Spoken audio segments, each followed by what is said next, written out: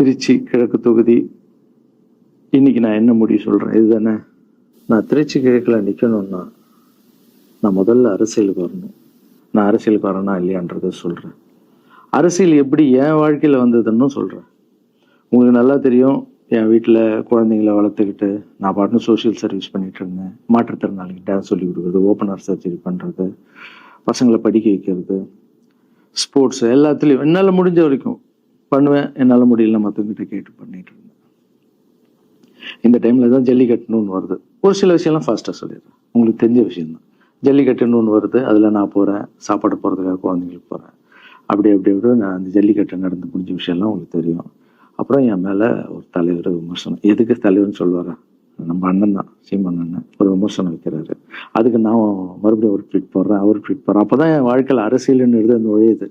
நம்ம சாப்பாடு போகிறதுக்கு போகணும், இது என்னடா இவ்வளோ பெருசாக இருக்கு, அந்த ஜல்லிக்கட்டு தான் எனக்கு அரசியலில் உள்ள நுழைஞ்சது, என்னடா இவ்வளோ பெருசாக இருக்கு அப்படின்னு. அப்படியே போச்சு. அதே தலைவர் தான், அதே சீமான் தான் ரஜினி சார் அரசியலுக்கு வர்ற மாதிரி பேச்சு அடிபட்ட உடனே அவங்க சைட்லேருந்து பேசுகிறாங்க, தலைவரை பற்றி பேசுகிறாங்க. தலைவர் எனக்கு வந்து ஒரு குரு, என்னை வாழ வச்ச தெய்வம், ஒரு அப்பா மாதிரி, ஒரு அண்ணன், அப்பா எல்லாமே சொல்லலாம்.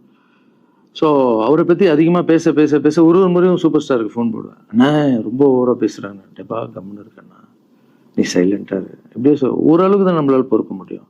அதுக்கப்புறம் ஆடியோ ரிலீஸ் ஃபங்க்ஷனில் என் மனசில் கடலாம் உடச்சி சொன்னேன், அதை நீங்களும் பார்த்துருப்பீங்க, தெரியும்.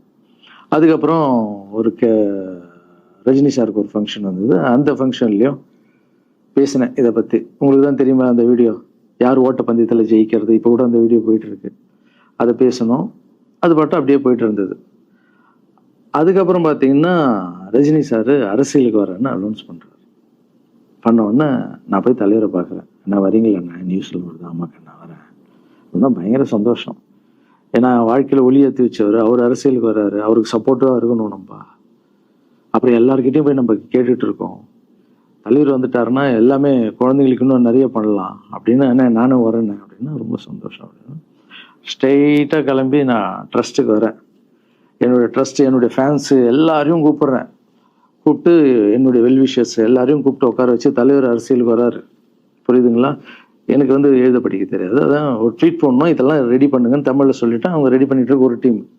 இன்னொரு டீம் உட்காந்து என்கிட்ட கேள்வி கேட்குறாங்க. தலைவர் அரசியலுக்கு வந்து அவர் வந்து சிஎம் ஆகிடுவார், நீங்கள் வந்து அமைச்சர் ஆகிடுவீங்களாண்ணே, சுகாதாரத்துறை அமைச்சர் தான், நம்ம வந்து ஆப்ரேஷன் நிறைய பண்ணலாம், இன்னொருத்தர் கல்வித்துறை எடுத்தால் நிறைய படிக்க வைக்கலாம்.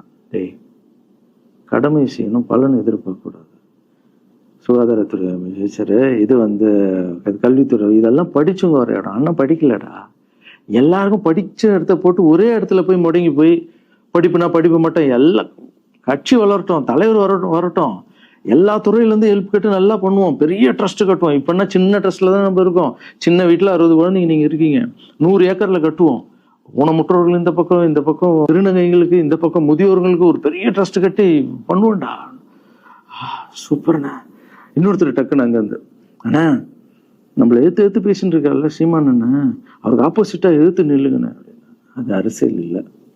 ஒருத்தர் மேலே கோவத்தால் நம்ம அரசியலுக்கு வந்தால் அது வந்து வெறுப்பு அரசியலாக மாறும். அரசியல்ன்றது மக்களுக்கு நல்லது பண்ணுறதுக்காக வரணும். இப்போ அவரை நான் அழிக்கணும், அவரை நான் ஏதோ ஒன்று செய்யணும்னு அந்த ஆசையில் வந்தேன்னு வச்சுங்களேன், ஆசை என்ன ஆகும், கோபமாக மாறும்.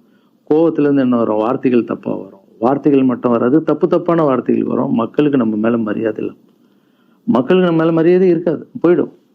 ஸோ அதால் அரசியலுக்கு வரணும்னா அவரை அழிக்கிற இவழியாக இருக்கு. பதிவை பற்றி பேசுகிறத ஃபஸ்ட்டு விடுங்கடா, ஃபஸ்ட்டு வேலையை பார்ப்போம்டா. நம்ம தலைவர் வரேன்னு சொல்லிட்டாரு, ட்வீட் போடுங்களா அப்படின்னா ட்வீட் போட்டுட்டு அங்கேருந்து போட்டுட்டு வீட்டுக்கு போகிறேன்.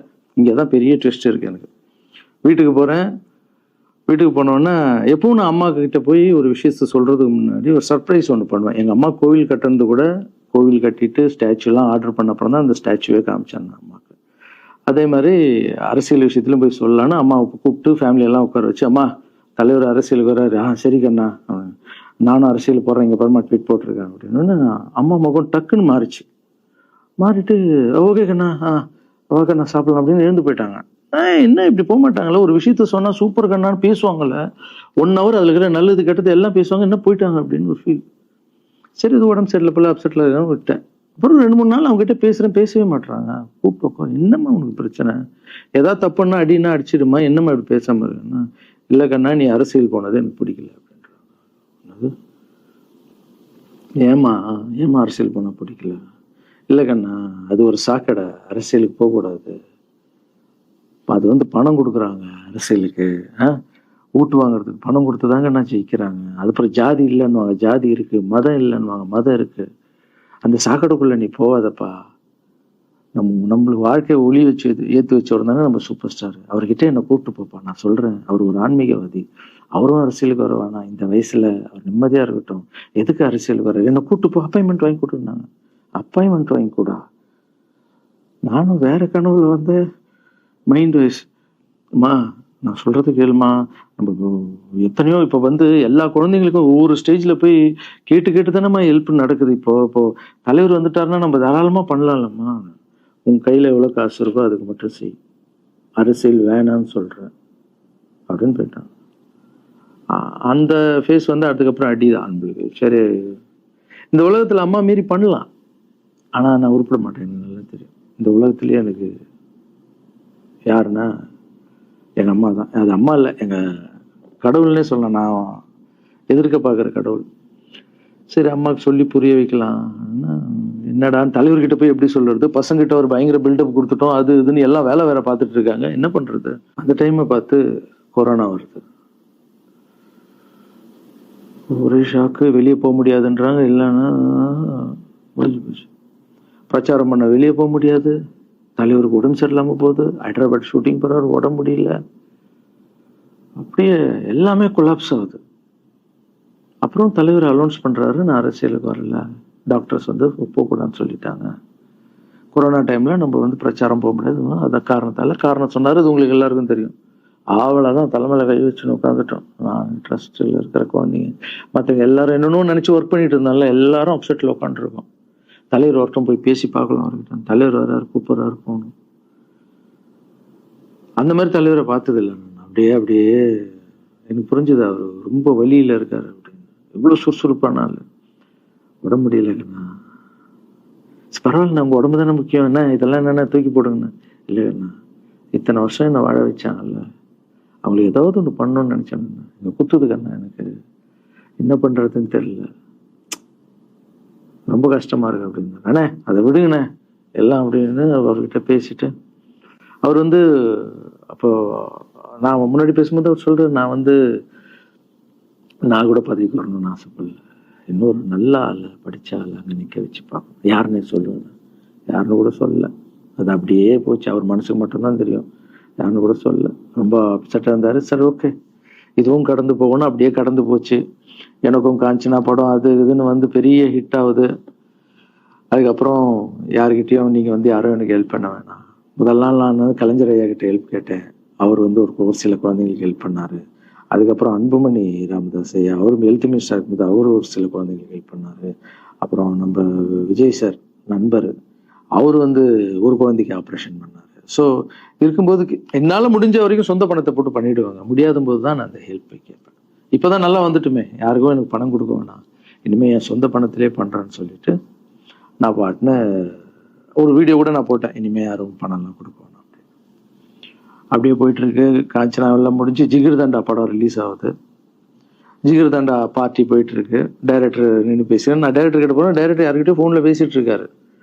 அப்படியே பேசிட்டு இருக்கிறவர் டக்குன்னு இந்த சீமானன் பேசுவான்னு கொடுத்துட்டாரு என்கிட்ட.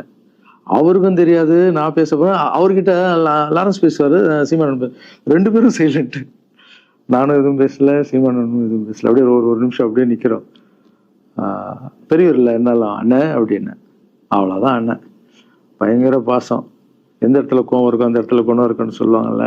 அண்ணன் வந்து புகழ்ந்து தள்ளுறாரு ஜிகர் தண்டாவை. இப்படி பண்ண கண்ணா, அப்படி பண்ண இவ்வளோ சூப்பராக பண்ண, அந்த சீன் எனக்கு ரொம்ப பிடிச்சதுன்னு. அவருடைய அன்பு தான் தெரியும்ல, எல்லாமே அதிகமாக இருக்கும் அண்ணன்கிட்ட. அண்ணா ரொம்ப சந்தோஷமா வாழ்த்தினாரு. அப்புறம் நான் வந்து மாற்றம்னு ஒரு அமைப்பு ஆரம்பிச்சிருக்கேன்ல, இந்த விவசாயிகளுக்கு டிராக்டர் கொடுக்கறது, அப்புறம் மாற்றுத்திறனாளிகளுக்கு ஸ்கூட்டி கொடுக்கறது, எல்லாமே அதை பார்த்துட்டு பத்திரிகையாளர் கேட்குறாங்க அவர்கிட்ட, ரகுவலரன் சார் மாற்றம்னு அமைச்சிருக்காருன்னா, நல்ல விஷயம் தம்பி, நல்லா பண்ணிட்டோம், நல்லா இருக்கட்டும் அப்படின்னு வாழ்த்தினாரு. ஸோ ஒரு பெரிய பிரச்சனைக்கு கடவுளே வந்து அதை அப்படியே சால்வ் பண்ணி வச்ச மாதிரி ஆயிடுச்சு. அப்படியே போச்சு. ஆனால் நீங்கள் நல்லா இருக்கணும், எங்க இருந்தாலும் நல்லா இருப்பீங்க. எப்பெல்லாம் ட்ரஸ்ட்டுக்கு போகும்போது பசங்கள்லாம் கேட்பாங்க, அந்த 100 ஏக்கர் ட்ரஸ்ட் குழந்தைங்க, சரி ஓகேடா, அப்படி பார்த்தீங்கன்னா நண்பர் விஜய் சார் கிட்ட பேசிட்டு இருக்கும்போது நான் வர அரசியலுக்குன்றாரு. நிஜமா நண்பா அப்படின்னு. எஸ் அப்படின்னு. மறுபடியும் போய் ட்ரஸ்ட்ல உட்காந்து நம்ம டேய் நண்பர் வராரு. ஏன்னா சூப்பர் ஸ்டார் எனக்கு எவ்வளோ க்ளோஸோ நண்பர் கூட அவ்வளோ க்ளோஸ் தான் எனக்கு. ஏன்னா மேகமாய் வந்து போகிறேன்ற சாங்லேருந்து நான் அவருக்கு டான்ஸ் மாஸ்டராக பண்ண ஆரம்பித்தேன். அதுக்கப்புறம் நிறைய சாங் பண்ணேன், சரக்கு வச்சிருக்கேன். அப்போ உங்களுக்கு தெரியும் அந்த தாம் தக்க தீம் தக்க அவருக்கு மட்டும் நான் ஸ்பெஷலாக வந்து பண்ணி கொடுத்துட்டு போவேன். தமிழ் வேறு யாருக்கும் பண்ண மாட்டேன். அவர் கூப்பிட்டா வருவேன், தலைவர் கூப்பிட்டா வருவேன், சாங் பண்ணிட்டு போவேன். அவர் வரணும் போது எஸ், ஏன்னா அவர் ஒரு முடிவு எடுக்க மாட்டார், எடுத்தாருன்னா அவர் நல்லா உழைப்பார், நல்ல உழைப்பாளி பண்ணுவார் அப்படின்னு நினச்சி மறுபடியும் போய் ட்ரஸ்ட் ஆளுங்கெல்லாம் பேசுறதுக்கு முன்னாடி ஐயோ அம்மா இருக்காங்களே பிடிக்காத, ஃபர்ஸ்ட் அங்கே கரெக்ட் பண்ணணும்ல. அங்கே போனேன். அம்மா நண்பர் அரசியலுக்கு வராருமா, என்னம்மா அப்போதான் ஓகே, இப்போ எல்லாம் மாறி இருக்கு போகலாமா, நீ ஃபர்ஸ்ட் அவர்கிட்ட ஒரு அப்பாயின்மெண்ட் வாங்க, நான் உன்னை கூப்பிட்டு போகிறேன் அப்படின்னா. கூப்பிட்டு போய் இந்தப்பா என் பிள்ளைய ஒப்படைக்கிறேன் பார்த்துக்கப்பான்னு சொல்லுன்னு பார்த்தா என்னம்மா பேச போகிறான்னு கேட்டேன். நீ அரசியலுக்கு வராத தம்பி, இது ஒரு சாக்கடை, நீ அரசியலுக்கு வராத, நீ ரொம்ப சைலண்டான ஆளு, உனக்கு இதெல்லாம் செட் ஆகாது, பணம் கொடுத்தாதான் ஜெயிக்க முடியும், ஜாதி இருக்கு மதம் இருக்கு, இதெல்லாம் தாண்டி வருது கஷ்டம்னு நான் அவர்கிட்ட சொல்றேன்ப்பா அப்படின்னு. அம்மா புரிஞ்சுக்குமாண்ணா, டேய் மீன் குழம்பு வச்சிருக்கேன் சாப்பிட்றேன். அதே மீன் குழம்பு ஓகே நான் நினச்சிட்டேன் நம்ம ஜாதகத்தில் இல்லை போல, சரி விட்டுடலாம், சரி இப்போ விட்டுருவோம், ஒரு 2-3 நாளைக்கு அப்புறம் மறுபடியும் பேசுவோம் அப்படின்னு மறுபடியும் பேசுகிறேன். அதே மறுப்பு தான். நானும் நண்பர்கிட்ட பேசுகிறேன், அம்மா இப்படி சொல்கிறாங்க நண்பா, அது அவங்களுக்கு தெரியல, அவர் நிறைய பேச மாட்டார், வயசானவங்க இல்லை, தெரியல, வந்தப்புறம் புரியும், ஒரே வார்த்தை தான். அதுக்கப்புறம் ஃபோனில் கூட்டணி கட்சியெல்லாம் வராது போது நண்பா என்னடா யாரும் கூட்டணி கட்சி வரல நண்பா, இது அது நான் எனக்கு ஒருத்தர் பிடிச்சிட்டாங்கன்னா மனசில் பட்டதை எல்லாமே சொல்லிட்டு இருப்பேன். அது நல்லதோ கெட்டதோ என் பழக்கம் அப்படிதான், பிடிக்கலாம் தூரம் ஒதுங்கிடுவேன். அப்படியே போகுது. எலெக்ஷன் வருது, அனௌன்ஸ் பண்ணுறாங்க, எலெக்ஷன் நண்பர் நிற்கிறாரு. ரிசல்ட் அன்னைக்கு டோட்டலாக மாறுது எல்லாமே, அப்படியே தலைக்கீழே ஆகுது, புரட்டி போடுறாரு சரித்திரத்தை. வேறம்மா எப்பா முதல்ல தெரிந்து எங்கள் அம்மாவை தான். அம்மா எனக்கு ரொம்ப ஆசையாயிடுச்சுன்னா எங்கள் அம்மா மேலே, அம்மா பேர் கண்மணி, கண்மணி அப்படின்னு தான் கூப்பிட்டு போவேன். எங்கன்னு கூப்பிட்டு போனால் அம்மா கொண்டு என்னடா இவ்வளோ உஷாராக வர, என்ன விஷயம், இங்கே உங்ககிட்ட தான் பேசணும். நீ என்னம்மா சொன்ன, பணம் கொடுத்தாதான் ஓட்டு போடுவாங்க, ஜாதி இருக்கு மதம் இருக்கு, புது ஆளுங்களை வர விட மாட்டாங்க, ஜெயிக்க முடியாது, இதெல்லாம் சொன்னல. நண்பர் ஜெயிச்சிட்டார் பத்தியாம்மா, அந்த ஒரே ஒரு முகத்துக்காக ஓட்டு போட்டிருக்காங்க. நம்பிக்கையான ஆள் வந்தா போடுவாங்கம்மா, நல்லவங்கலாம் வரலாமா, புரிஞ்சுக்கம்மா, என்ன விடுமா, இப்ப என்னம்மா சொல்ற அப்படின்னு கேட்டேன். முதல் முறையா எங்க அம்மா முகத்துல ஒரு சிரிப்பை பார்த்தேன். ஆமா கண்ணா, அந்த புள்ள எல்லாத்தையும் மாத்திடுச்சு, இவ்வளவு பெரிய வெற்றி அடி வரணும்னு நான் எதிர்பார்க்கலப்பா. ஒரு நல்ல மனுஷன் வந்து பண்ணணும்னு நினைச்சா அது முடியுங்கண்ணான்ற நம்பிக்கை எனக்கு வந்திருக்குப்பா அப்படின்னு அம்மா சொன்னான். அப்ப என்ன போயிடலாமா, ஓகேவா அப்படின்னு கேட்டேன்.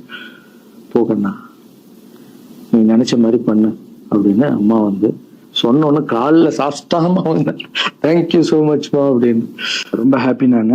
அம்மா ஓகே சொல்லிட்டாங்க அரசியல் வர்றதுக்கு. இப்போ நான் தாய்க்கு நிகரான்னு நினைக்கிறேன். என் ரசிகர்கள் கேட்குறேன், நான் அரசியலுக்கு வரலாமா?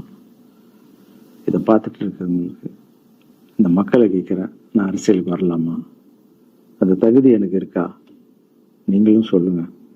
இந்த வீடியோ பார்த்துட்டு இருக்கவங்க கமெண்ட்ஸ் போடுங்க. நான் அரசியலுக்கு வரணுமா வேண்டாம், வேண்டாம்னா என்ன சொல்லுங்க. வாப்பா வாடாகண்ணா, வா நண்பா வாங்கண்ணா அப்படின்னு சொல்லுங்க. என் முடிவை நான் உங்களுக்கு சொல்றேன். உங்க முடிவுக்காக காத்திருக்கேன். வணக்கம், பாய்.